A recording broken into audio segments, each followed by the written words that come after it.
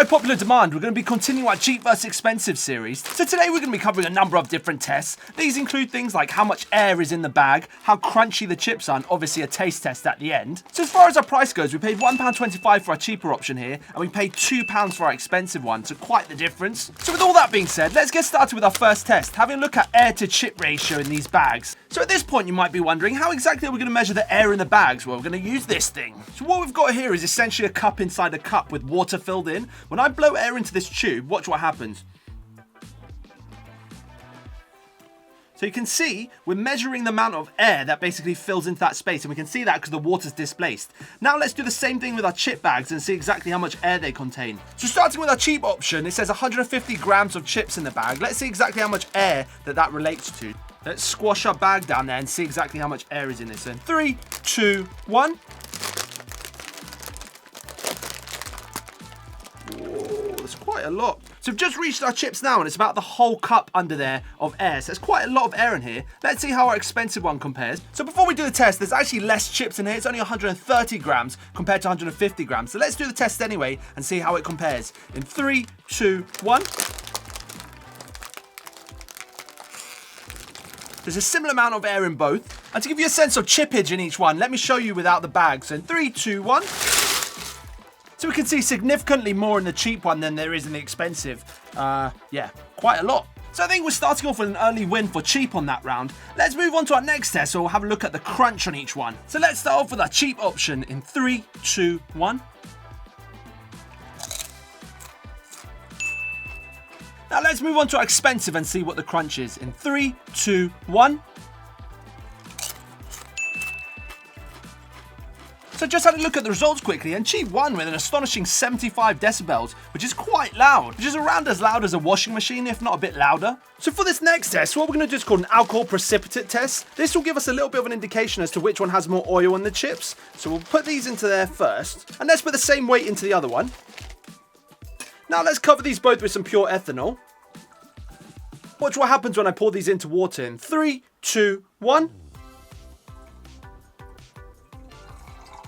And now we've got two solutions here. If we have a quick look at the opacity with this torch, we can see they're relatively equal. I'd probably be leaning slightly towards the expensive as being slightly more opaque, which kind of makes sense considering the 29.5 grams of fat per 100 grams in our expensive, and there's only 28.8 grams of fat per 100 grams in our cheap, so it should be slightly more opaque, and I think we see the results there. But the results are very close anyway. Right, so for our final test, we're going to do a blind taste test. Obviously, I don't know which one of these is which. Let's try this side first. So I'll put it on screen now, which they are.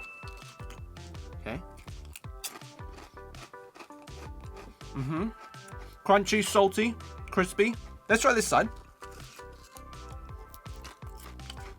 That was a small piece. Let's try a big one. I always find it interesting when taste testing things that are essentially the same thing can be so different. I can tell you now, the taste here is very, very, very different. I'm not sure what potatoes they've used on this side. It almost has a slightly earthy taste to it. That being said, I think my preference quite firmly lands on this side. I prefer that sort of more Moorish taste to it. This is satisfying, but its punch is slightly different. Yeah, definitely. Let's have a quick look which is which. In 3, 2, 1. Okay, that makes sense. You can almost taste the sort of kettle cooking that happens here. I think these are hand fried or whatever they call it. Yeah, almost tastes like a popped corn or something like that. Yeah, so definitely expensive wins on the taste test round. Let's move on to our conclusion. Right, so we saw a number of tests there. What's quite interesting is cheap did phenomenally well in a fair few of those tests. We saw it's got the crunch loudness. We saw that it's got slightly less air to chip ratio in the bag. A number of things that were quite impressive with that, to be honest. Slightly frustratingly for my job here today, we did see expensive win the taste test. I kind of wish cheap had won the taste test there. I could just say very simply that cheap wins overall. But it has thrown a spanner in the works because it is a very tasty chip here.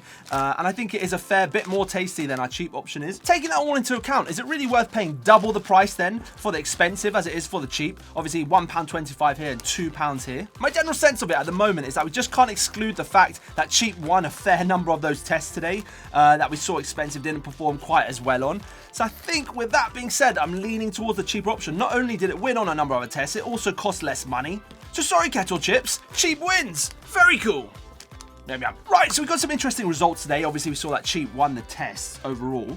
Let me know what you want to see me try next in the comments. We're posting every Monday, Wednesday, Friday. I hope to have this out today, which is Wednesday, but we'll have to see. Obviously, in between, what I'm going to do is be posting lots of short tests too, so don't get too mad at them. I know some of you really only like the longer tests, but we're going to be posting short ones and a mix of other things as well in between anyway, so subscribe and ring the bell to never miss those. So I don't really think there's much more to be said, other than very cool. Yum, yum.